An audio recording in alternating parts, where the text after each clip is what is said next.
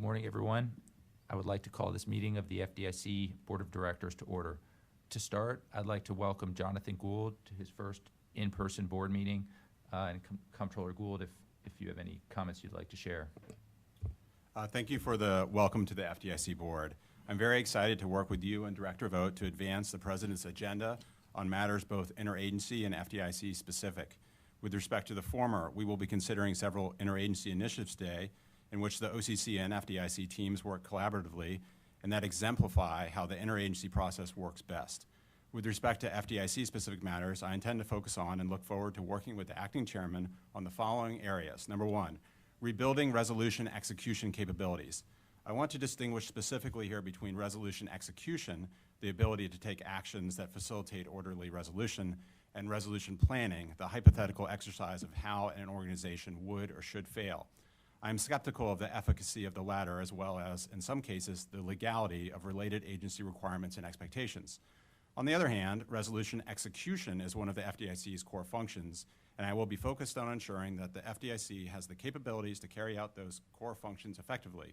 Relatedly, and as I have previously said in congressional testimony following the bank failures of 2023, I believe greater transparency into the FDIC's actions during that time should inform our efforts to improve its resolution execution in the future. Two, clarifying the agency's approach to management of the Deposit Insurance Fund.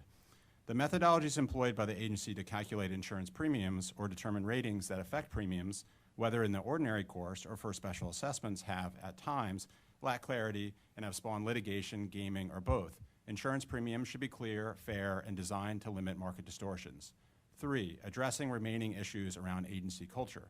I know the agency has already taken a number of steps under Acting Chairman Hill's leadership to address these past abuses and restore a culture of accountability. I look forward to supporting his continued reform efforts. Four, reforming the FDIC's process for evaluating deposit insurance applications. The agency's approach since the financial crisis has been an impediment to the chartering of new banks in this country. This needs to change if we want to restore a dynamic banking system.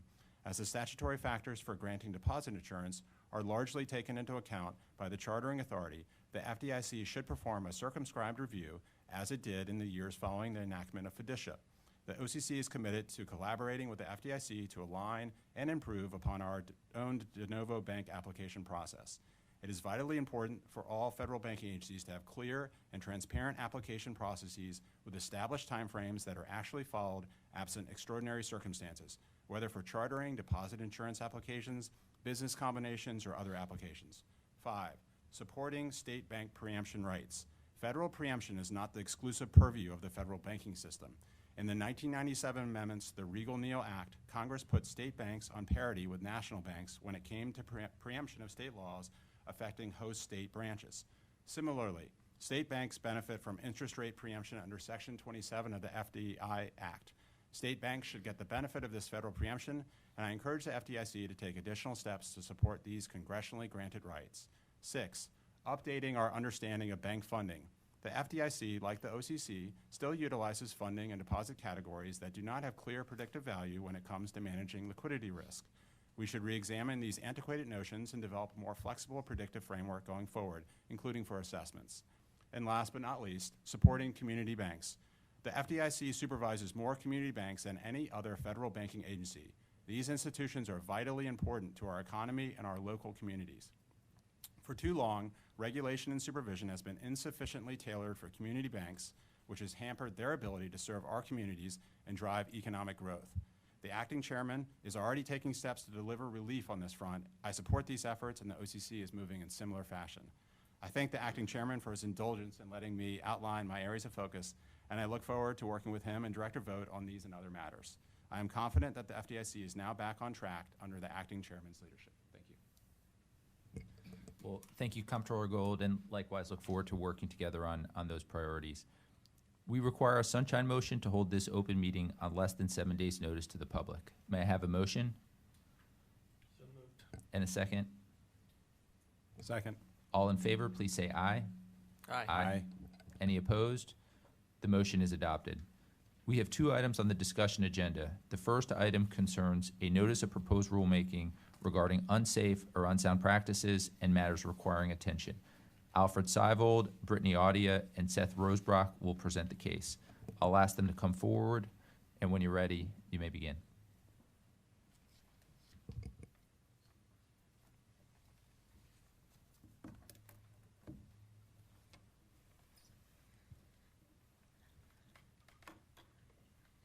Good morning, Acting Chairman Hill and members of the board. For your consideration today, staff is presenting a notice of proposed rulemaking by the FDIC and the OCC, which aims to provide regulatory clarity and certainty for supervised institutions, and to enable supervised institutions and examiners to focus attention on more significant issues at institutions.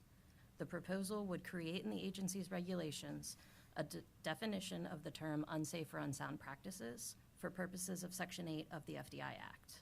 The proposal would revise the framework for providing supervisory feedback to the board and senior management through the issuance of matters requiring attention, or MRAs.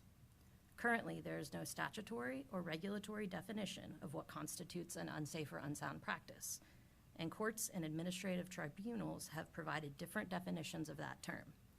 Under the proposal, an unsafe or unsound practice would be a practice, act, or failure to act, alone or together with one or other practices, acts, or failures to act that is contrary to generally accepted standards of prudent operation, and either, if continued, is likely to materially harm the financial condition of the institution or present a material risk of loss to the deposit insurance fund, or has already materially harmed the financial condition of the institution.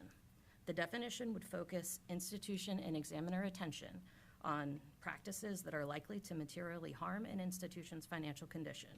The proposed implementation of the definition would apply to the agency's supervisory and enforcement actions prospectively. The proposal also explains that the agencies would tailor their supervisory and enforcement actions under Section 8, as well as their issuance of MRAs, based on the capital structure, riskiness, complexity, activities, asset size, and any financial risk-related factor that the agencies deem appropriate. Under the proposal, examiners could communicate an MRA for a practice, act, or failure to act that, if continued, could reasonably be expected to, under current or reasonably foreseeable conditions, materially harm the financial condition of an institution or present a material risk of loss to the DIF, or would be an actual violation of a banking or banking-related law or regulation. The agencies intend for the could reasonably be expected to under current or reasonably foreseeable conditions element in the proposed MRA definition to present a lower standard than the likely element in the proposed unsafe or unsound practice definition. Additionally, the agencies expect that a downgrade in an institution's composite supervisory rating to less than satisfactory would only occur in circumstances in which the institution receives an MRA or an enforcement action. The proposal also clarifies that the agencies may communicate suggestions and observations to an institution orally or in writing to enhance an institution's policies, practices, conditions, or operations, as long as the communication is not treated in a manner similar to an MRA. So FDIC staff presents to the FDIC board the notice of proposed rulemaking for approval and requests authorization of its publication in the Federal Register with a 60-day comment period. Thank you, and we're happy to respond to any questions. Thank you for the presentation. I have a statement to read, and then I'll turn to my fellow board members. I have spoken on several occasions in the past about the need to shift the focus of bank supervision towards fundamental financial risks and away from process.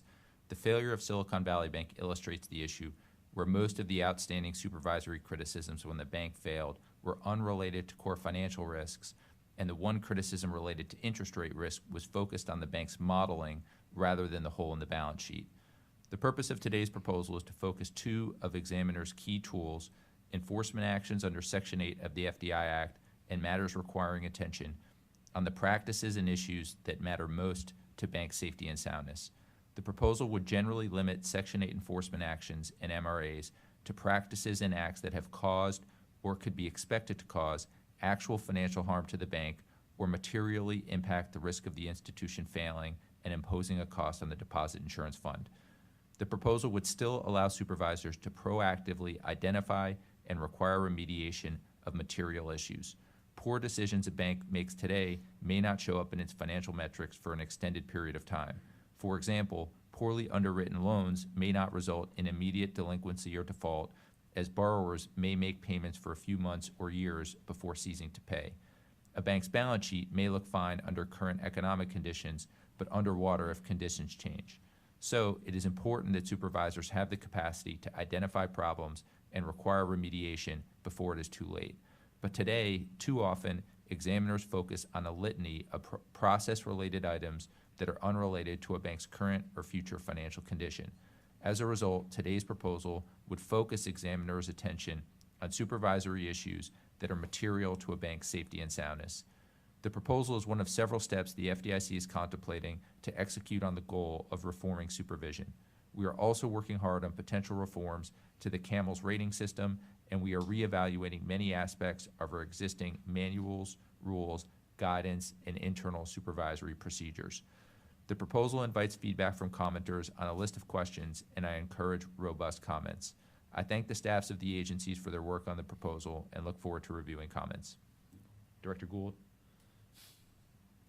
Thank you. I just want to commend you for your leadership. I know you've been working on this long before I ever got to the OCC, so thank you. Director Vogt? May I have a motion to approve the resolution regarding the notice of proposed rulemaking concerning unsafe or unsound practices and matters requiring attention? And a second? Second. I will now call for the vote. I vote aye. Director Gould? Aye. Director Vogt? Aye. The motion is adopted. Thanks again for the presentation. The second item is also a notice of proposed rulemaking. This one regards a prohibition on the use of reputation risk by regulators. Shika Kapoor and James Watts will present the case. I'll ask them to come forward, and when you're ready, you may begin.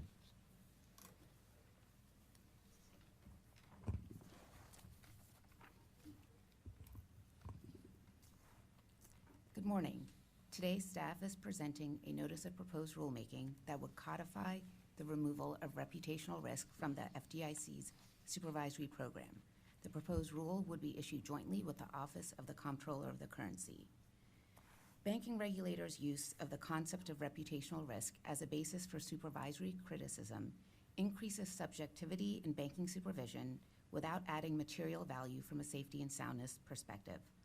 Although staff recognizes the importance of a bank's reputation, most activities that could negatively impact an institution's reputation do so through traditional risk channels on which supervisors already focus and already have sufficient authority to address, such as credit risk and market risk.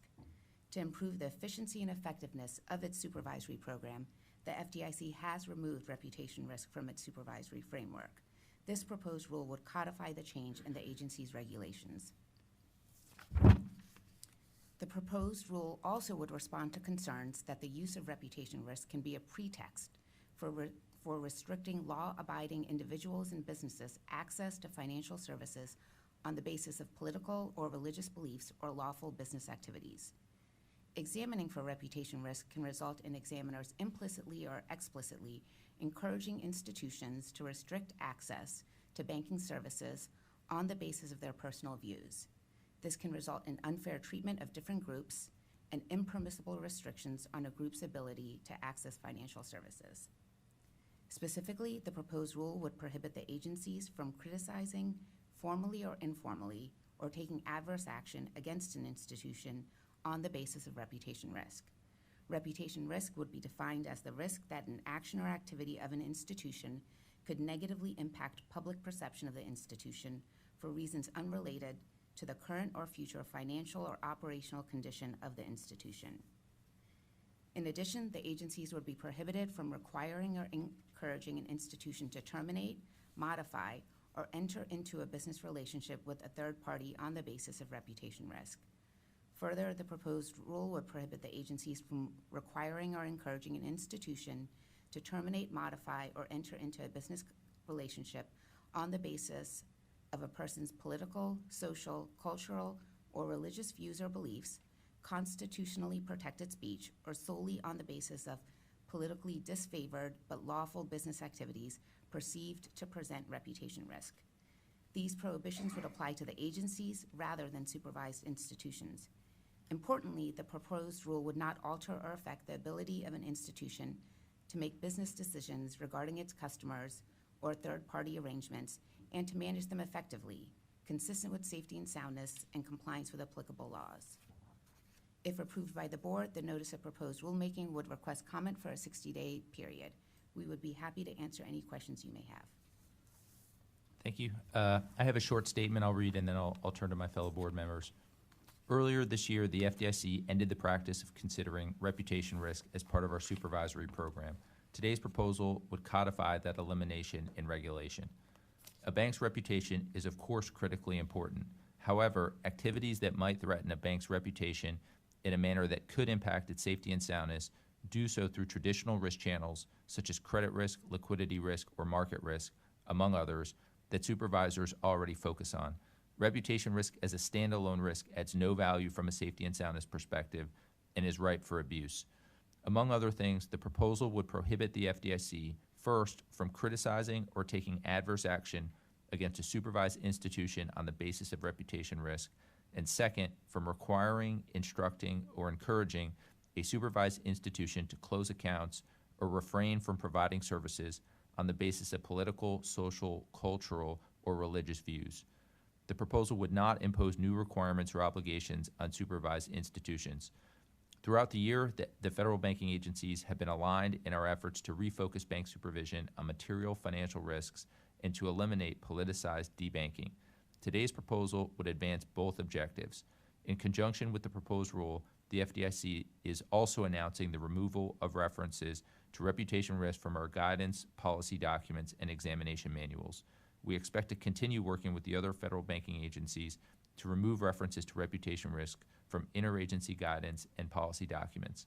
I thank the agency staff for their work on this proposal and look forward to the comments. Director Gould? I just wanted to thank you, Acting Chairman, for doing the intellectual heavy lifting on this one. I know, again, this is like the last rule that we were discussing today.